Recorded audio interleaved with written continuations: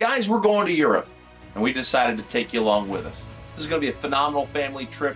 We got 6 different members going. We're going to show you all the different sights and sounds of Europe as we travel through France, Belgium, Luxembourg, and ultimately push into Germany as we explored the 17th Airborne's trip throughout World War II. Ultimately, we've got 3 generations chasing down a 4th. So let's get to it.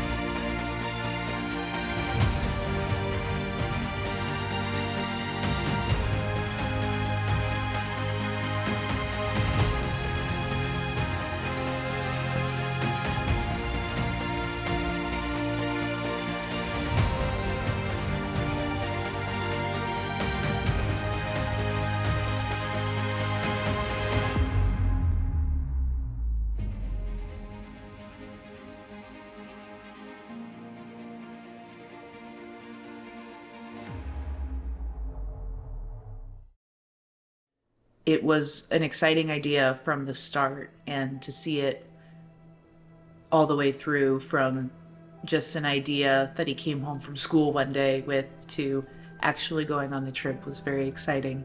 When I was a teenager, I went over to my grandfather's house, and over in the garage there was some stuff hanging up. So I started a conversation, asked what it was about. And then as the years went on, I realized that these items that I was looking at were my great-grandfather's from World War II. And I had no idea really what the story was behind those. I really didn't know him. He had died in 2000, so I was 6 years old. So I really didn't have a connection with him. I had no idea what his life story was. And as I got further, involved in history, I really wanted to dig into those items, try to figure out what they were and what the story was behind them. That ultimately led us to this trip. So I applied for a grant with the Eli Lilly Foundation, and I was able to get about $15,000 to be able to take my grandfather back to Europe to go see the battlefields that his father was actually on during World War II. I was really looking forward to it. It was at that point it was going to be Zach and I, and then it kind of morphed into a family trip, which really was wonderful. Well, I've never been. I've always heard the stories of World War II, so I thought it'd be a good learning experience for me. My initial thought was, I'm going too. But other than that, I know the trips that people take for the World War II sites, but this was special because Zach was going to tailor it to Rick's dad and where he had landed, places he would have been, and it made it a more personal trip. I was just going to basically wing it, and I knew Zachary was doing a lot of preparation, so I was just letting him take the lead for all of us. I can't tell you how many nights we would be laying in bed getting ready to go to sleep, and he would be on Google Maps on the sidewalk, looking at sidewalks and different streets, charting routes, looking up hotels. Sometimes I would join him, sometimes I would not. And I think the biggest piece of maybe preparation that I did in leading up to this trip was attempting to learn German. My grandparents' mobility was probably the biggest challenge that we had to deal with on this trip, if I'm being frank. And one of the things that we tried to do on the front end to prepare was ambush my grandfather with a wheelchair. When the wheelchair showed up, I shook my head kind of like I am now, I guess. Rick and I had done some walking because I had to walk a mile a day after my knee surgery, and I knew he would get real short of breath with this COPD and asthma and also. And talking with Stephanie, and when she suggested the wheelchair, I thought it was really a good idea. Rick did not, but after the first day, he was very glad it was there. As it turns out, it was great. I mean, I wouldn't have been able to do a lot of what we did without it. So it turns out it was a special gift. So Allison and I left Indianapolis, bound for Atlanta. That was our first leg of the journey. Once we were in Atlanta, we decided we were going to meet up with Papa and Grace. And then from there, the four of us were going to fly across the pond to France. It was a great flight over. We actually, being our seats, gave us a little bit more leg room than some of the other seats. And even though we were in the back, Rick kept getting up and standing, during the trip and getting ice cream from the stewardess, and didn't bring me a one. Had movies to watch, and they keep bringing you anything and everything that you might want to eat and drink. So the ride over was pretty smooth. My mother and father decided not to join us on this leg of the trip at the beginning because they were going to go off to Disneyland Paris. Since we are from Florida, we've been to Disney World many times. We're pass holders. We've been to Disneyland in California. We also wanted to experience Disneyland in Paris. So we decided to, while in France, wanted to experience Disneyland there as well. So we decided to add that on to our trip while we were over there.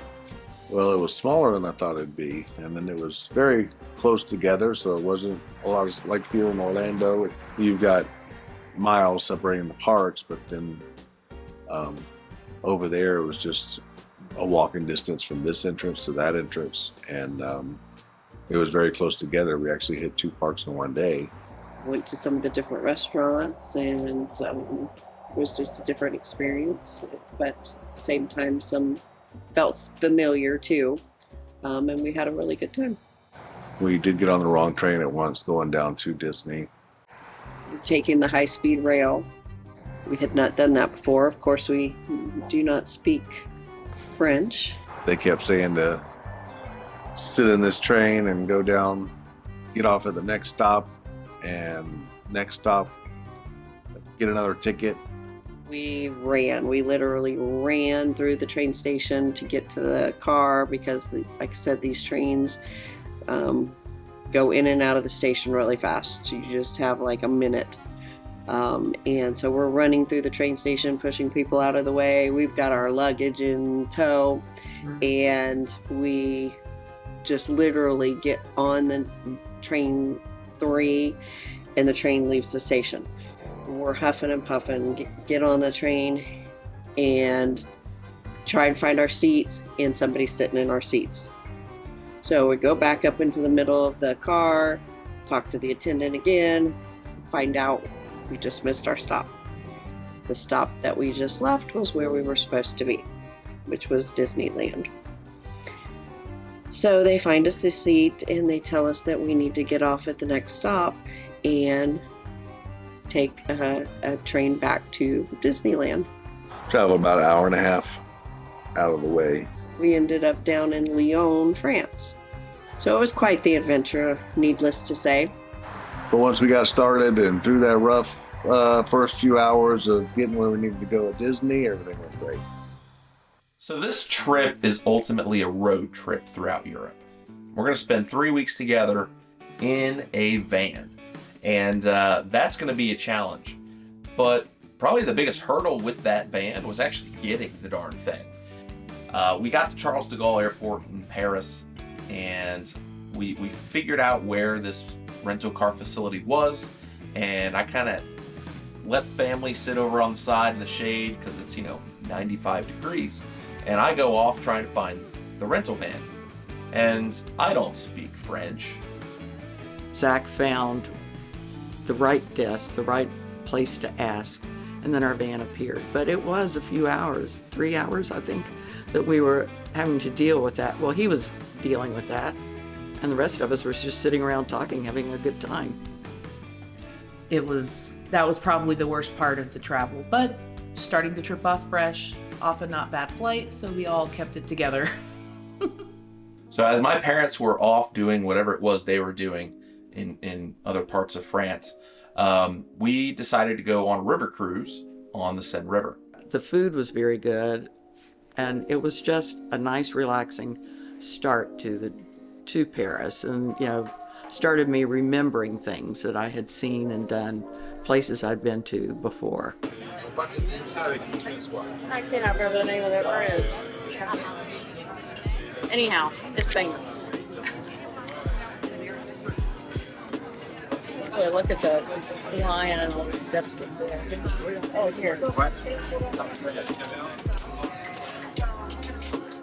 I have to say, Paris was both everything that you kind of imagine that it is, and also so much larger and bigger and more sprawling than you could ever imagine. Getting to see all these amazing buildings, these really old bridges, was pretty neat. Because we don't have those in America. We don't have old buildings or bridges. But they also had the Statue of Liberty, which was cool. Not nearly as impressive as ours. And then, of course, we went on down, and the buildings along the river were all interesting. The architecture over there is unique, and it's special. What was the purpose of this thing? Why did they build it? So this was built for the World's Fair, or World's Exposition, by Gustave Eiffel. I want to say it was 1886. Were they built by Union Iron Workers? I don't know. Unions existed in the 1800s. But I wish it did. So they got it done a lot faster and cheaper. Yes. I think a lot more people died. well, the worst part is they were going to take it down after the fair was over, and then they decided to leave it. Because it was like, why? Like, it's so much more work to tear it down. So we stayed at this place called Hotel Harvey. Now I tried to find one that was close to a metro, near some landmarks, on a bus route, and it had a giant parking garage nearby. Hotel Harvey checked all those boxes, but that was probably the toughest decision that I made on this entire trip. That hotel experience was very nice because it was like I say, it was close to everything. There was a grocery store right nearby on the next block, so we could go over and get various things that we may need. We had a great room because we had the handicap room, so we had a bigger room than everybody else. My husband learned about ice there. The glaçon, that was kind of funny. It was Glaçon. Yeah. We love ice in our drinks. Nothing comes with ice over there. If you do get ice, it's only 1 or 2 cubes. And being from America, we like ice. A glass full of ice, or it drinks cold. So that was very different, trying to ask the lady for a glass of ice. He kept saying ice, and she was not understanding him. And he just kept saying ice, ice, ice, and just kept getting louder and louder instead of, and I guess he thought the louder he got, the more she would understand him. And finally, the family members said, it's called glaçon. And then she knew what I wanted.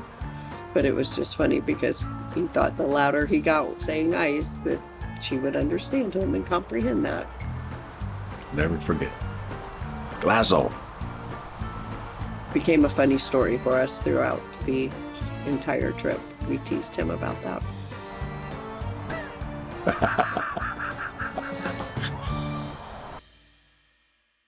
One of the cool things about our hotel was that it was just a few blocks away from the Arc de Triomphe. Now that was built by Napoleon during his reign, and they even have this like tomb of the unknown soldier, kind of like what we have at Arlington Cemetery. But the weirdest thing about it was that it was in the middle of this giant roundabout. And there's really no crossing, there's no bridge. You just kind of have to find a gap in the traffic and run, which with how busy the city is not easy to do. So I was actually a little relieved that as a group we didn't want to go try to play Frogger with Parisian traffic and go see the Arc de Triomphe. But I do think you get a good view seeing it from afar. I did enjoy every day coming when we would go into the city, into Paris to go, you know, to the Louvre or go to the Eiffel Tower. Coming back to the hotel, we would go past the Arc de Triomphe every day, and it felt a little magical way to come home and to see that every time.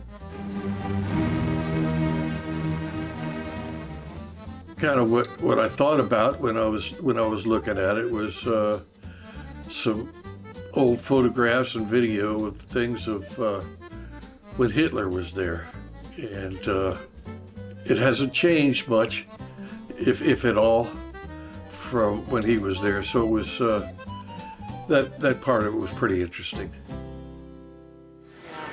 I like all the nets. I wonder if it's catch stuff people drop. Look at the curb seal. Yeah.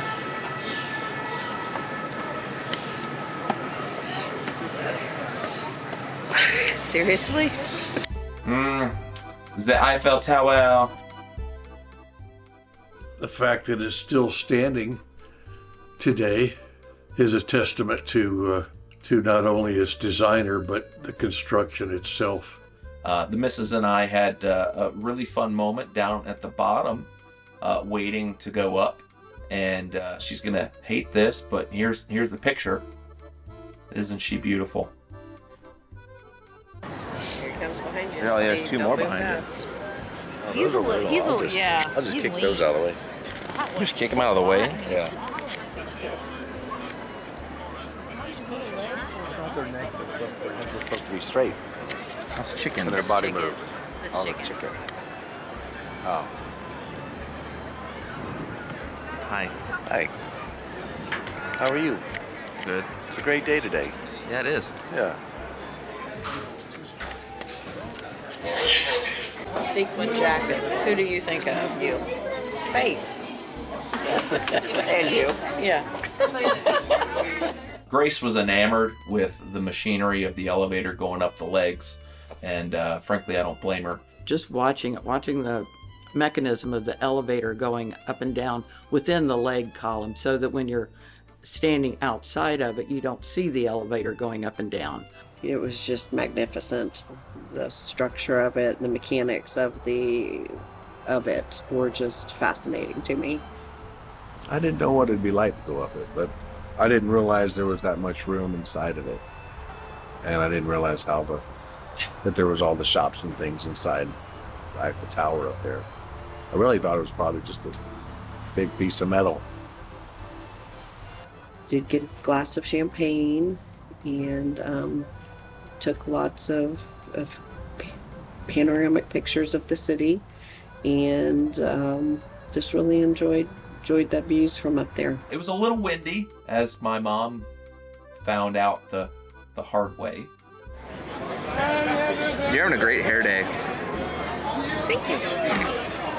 I liked just looking out, and I just made my way slowly around, looking at different and thinking of all the hundreds of years, thousands, that people have lived there, and how that city would have evolved around the river, around the transportation, and what was there before. You see pictures, because I like history, and I like thinking about what was there first and what the people did and how they got around. But then you also see the great buildings that are there now. We didn't go to the very tip top. I don't think I'd want to. I wish we could have gone into the apartment and all, and maybe rented that out. I don't know if 6 of us would have fit in one bed, but That would have been pretty cool. Yeah, it was just a great time and a beautiful view. Although I think our one critique, and I say our, being everybody in the group, mostly Grace and Stephanie and I, was that the Eiffel Tower did not have good merchandise. And so all of us have been searching for like an ornament or like a fridge magnet or something. They didn't have a good gift shop. The Museum of the French Army is spectacular.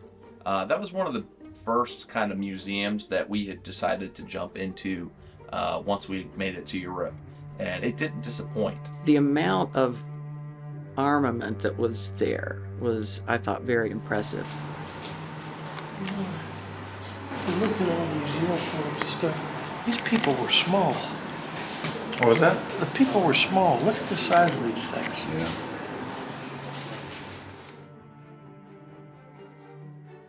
They had all of these swords and guns and armaments that were just, you know, a reflection of French history throughout the generations. The most striking piece that they had on display, at least to me, was a set of armor that clearly had been hit by a cannonball.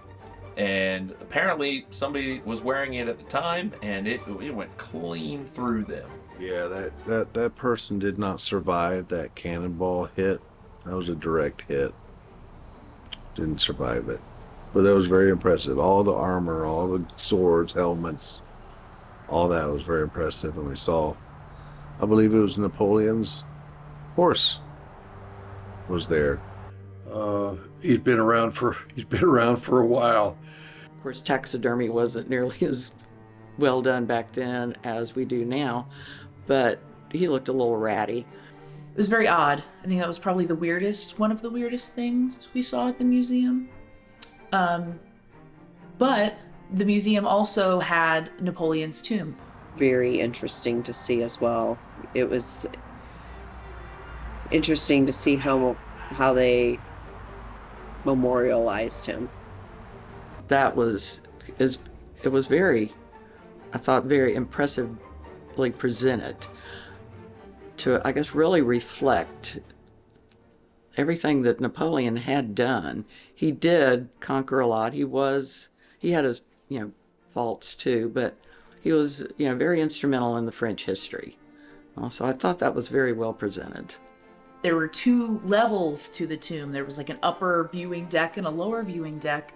So, and that was done intentionally per Napoleon's request, that anybody who would look on him would have to either look down upon him or look up upon him, and nobody would ever be equal to him. There was this giant kind of room up on the top floor, and it was dark.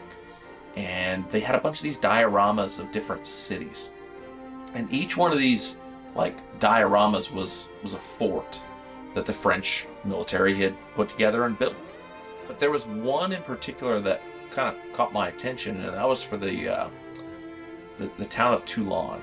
And the reason that caught my attention was because Papa looked at it and he was like, I was there. I was in Toulon. Well, I'd been to Europe in the Navy, but that was the Mediterranean area. Had one stop in France, in Toulon. That was a neat area. And then it was Spain and Greece and Malta, Italy. So yeah, I had good experiences over there prior. You said you think you anchored over there? Yeah.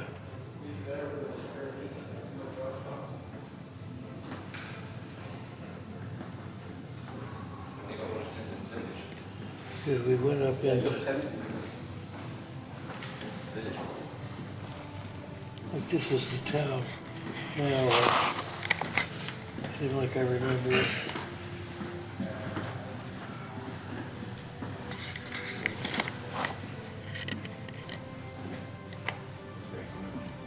We took a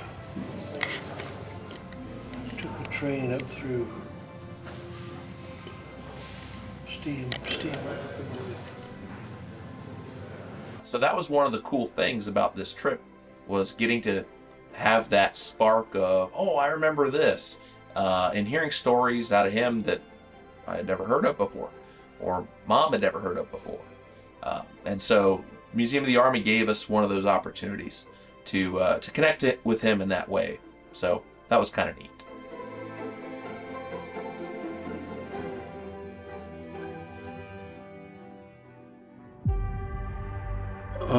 Notre Dame was, that's quite a special place. I remember distinctly one afternoon, I think it was after school, I turned on the news or something and watched live as Notre Dame was consumed in fire. They had finally reopened from the fires, and we weren't sure exactly what state, I guess, the cathedral was going to be in, so we were very pleasantly surprised when we came up to see that it seemed to be open. They were letting people in, and it wasn't full of scaffolding and tarps, and the damage seemed to have been mitigated. The interior had been completed. They were working on some of the outside roof structures was all they had left to complete at that point. It was interesting walking in there, and you could still, after all this time, I felt like I could still smell the smoke from the fire. The one thing that I remember especially was this one ceiling that it was such a nice bright blue, and the stars on there were so, were gold. And when I was there 40 years ago, it was more of a grayish blue and kind of a dull tone to it, but it was just so impressive, and I just was amazed at how nice everything looked. Couldn't imagine how much time that took to actually do that and build that church. You stand there in these places and you just marvel at the construction and what it took for these people with the tools and equipment that they had at the time, the planning, the design, and the construction all coming together without the aid of any computers or technology is very impressive. It was just incredible, the workmanship, the paintings. I think that was the highlight of those days in Paris, was back to Notre Dame. They had an area where you could donate to the church, you could light a candle in someone's honor, or if you wanted to do it for yourself, to light a candle for a prayer. And I actually did light a candle in Notre Dame for my friend who was struggling with infertility, and she recently had her baby. So you're welcome, Diana. When I lit the candle, the smoke makes me want to sneeze, but I can't sneeze because I don't want to be loud. Don't blow the air out of your face. The weather was just, that was probably our warmest time, was when we were in Paris for the whole trip. I mean, the sun was just beating down on us. It was so hot. We had these little fan deals that would go around your neck just to try to blow a little bit of air on you. And I gave mine to Papa. We had two of them. One broke. We gave one to Papa, and he held on to that thing. He didn't really want to give it up, which was fine. But man, it was hot. So one of the cool things that I did for this trip was take a lot of pictures with us of historical moments.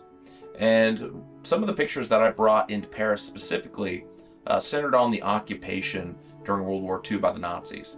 So I had with me a bunch of pictures of Adolf Hitler, and I was whipping them out and this is kind of where that was, which I'm thankful that nobody saw that, because they probably would have thought that was a little odd, but it's all related to what we were doing, and hopefully I could teach with that down the road. So that was a pretty cool thing for me to kind of say, look how far things have come. But then again, this also wasn't that long ago, but this is where that took place. I was surprised at how large the opera house was and how many rooms in the opera house had nothing to do with opera. I did not realize that the lobbies and the little ballroom, they were stealing all the ideas from Versailles. There were so many like architectural pieces kind of in the basement, I guess what would be the basement. They had these beautiful fountains and these beautiful stairways leading up to the main floor. And there were so many different rooms that were each themed and painted and decorated so intricately. And they had so many large hallways that were equally as beautifully decorated. It was neat to go there because Zach had been drum major when the band did Phantom of the Opera. So that had a personal connection there. Phantom of the Opera. And then Zach is going to sing? Yes. Zach's not going to sing at all. Oh, you've got the moves. Yeah. Seeing, box 5 and seeing where the Phantom would have been and seeing the sign on the door was kind of bringing that full circle. And even at one point I texted the old band director and said, hey, look where we're at. Even though I was enjoying all the wealthy people stuff, it was still in the back of your mind. You think about the workers who built it. But man, the whole time I was in there, I just kept thinking, Phantom of the Opera, when is that chandelier gonna come crashing on down? Of course it never did. I gotta tell you, the Louvre was just a nightmare to navigate. Huge. Unbelievably huge. I had no idea the size of this facility. And we didn't even go to half of it. It was a massive museum. I feel like a cartographer. I need an advanced degree because I have the physical map, but then I also have the interactive 3DS map. And none of them are helpful. They're all incredibly difficult to understand, and they all say different things. But it is here. It is literally a 3DS. It has three. Look. I don't know if this will come off on camera. Whoa. We did so much walking, and I felt like repetitively because we were pushing Papa and Grace in the wheelchairs, having to find the elevators. I think a lot of that was repetitive to the same areas over and over again. Also, like I said, this is less crowded. It'll be easier to get to the elevator we need to go down to the Venus de Milo. Okay. So there's a method to my madness, I promise. Okay, I believe you. On that way. One more time, I believe you. At that point, we really started to gain an appreciation for those who are in a wheelchair all the time. I think, of course, one of the highlights was seeing the Mona Lisa. Mona Lisa was nice. It was smaller than I thought it would be. I thought it was always a bigger painting. When I was there before, it's roped off. You have to stand back, and they're like 9-10 people deep, and people take pictures, and the front row leaves, and you kind of work your way to the front. When we got there, so Steve, being taller, he had my phone and took a couple of pictures for me. So then we're going around to the side, seeing if I could get a better angle there. And one of the docents says, "Oh no, you come here." Because of them being in the wheelchairs, we were able to get like this close to her, which was incredible. So I know Grace was so excited for that. I actually don't even think I took a picture of it. It was just, I think the best part of that was getting to see how happy that made Grace. I also had to stop everybody, and I will say my piece now. I had to stop everybody so that we could look at Liberty Leading the People, which was a very inspirational and meaningful piece of artwork for America in the American Revolution. The part that I enjoyed the most, there again, was the construction. And so down in the basement, we were able to see the original fortification walls of the building. And one thing that was extremely cool to me, and I immediately clocked it and pointed it out to everybody else, was the marks that were put into the stone by the masons that had constructed it. This is something that we kind of looked at in some Freemason teachings and things, and so immediately clocked it and was like, guys, look at this. And this one, I think it was a heart, and we were able to find like 10 of them that he had put together, had done. It fits so tightly together, and these stones were like unbelievably shaped by hand, obviously. You couldn't have put a piece of paper between them. The accuracy and the skill that these masons had was just very impressive in that. I found that extremely interesting. And I think that was probably, well, not probably, it was my favorite part of the Louvre, was seeing that very first structure. That's it, just a massive place. And we got to see some of the jewels that were later, a few weeks later, a few months later, stolen from the Louvre. So we got to see them before they got stolen.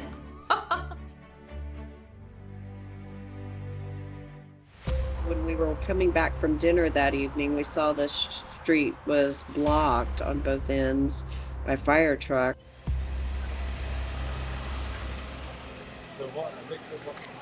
They're letting people or Well, not. so that's our hotel. And that is Fire truck. And the story that we were hearing was that there was a gas leak. With the gas system there, it could have easily, if it was a gas leak, could have spread through the block.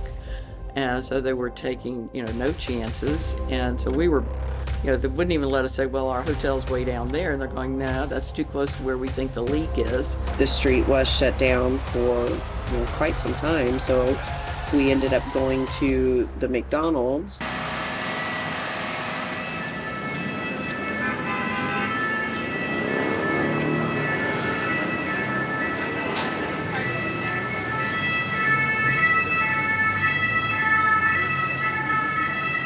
Papa wanted some ice cream, so. And Dad wanted to check out McDonald's. Well, this is as good a time as any to go in, I guess. Right. Their items on their menu are, I think, healthier than what we have. You had more choice, like they had some salads, they had different kinds of sandwiches, but they did have ice cream, so it was a real McDonald's if they had their ice cream machine working.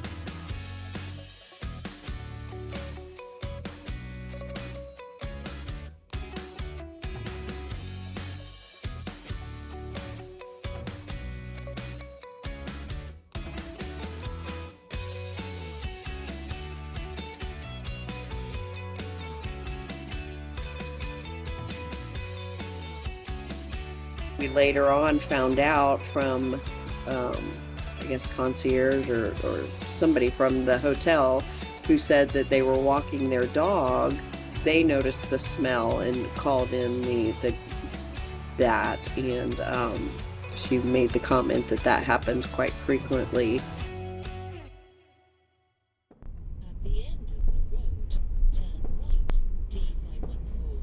It's finally time for us to say goodbye to Paris, at least for now. We're going to come back at the end. But as we pushed out of Paris, our next destination was going to be the Palace of Versailles. I just was thinking about the history of it all, more so as I was walking through it at the same time. It's hard to not be almost overwhelmed with how large and how beautiful everything is. You could see why the people revolted the way they did. The money that was spent building this facility was huge. We went through room to room and saw so much. I mean, the furnishings, the artwork, all the utensils and things that they used back in that time, and the opulence was impressive. And honestly, we got to a point here in Versailles that it was like, oh look, another room with gold everything. Oh man, giant paintings the size of houses. Yep. Oh, parquet flooring. Yeah. Like every room was the same. It was just opulence, opulence, opulence. Probably one of the funnest parts of our trip to Versailles was this kind of road trip that we took throughout the gardens.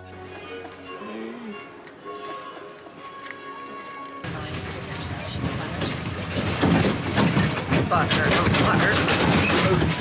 That's gonna be boring. My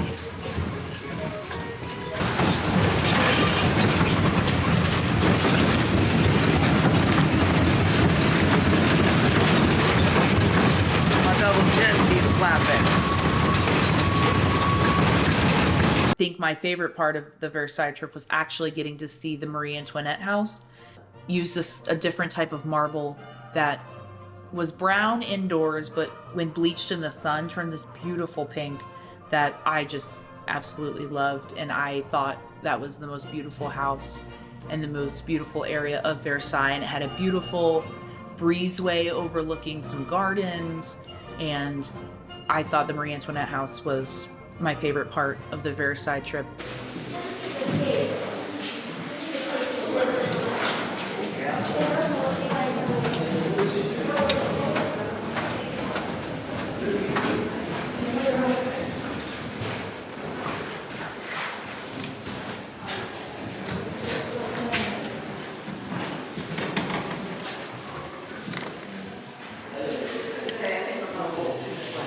So underneath is where they wanted to store like fruits and stuff. And these holes in the floor was where they were going to install like the dumbbell waiter things, like they call them flying tables.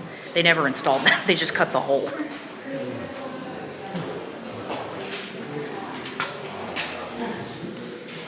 Thing that I don't know if it was because of the time of year we were there, I was a little disappointed, like with some of the garden.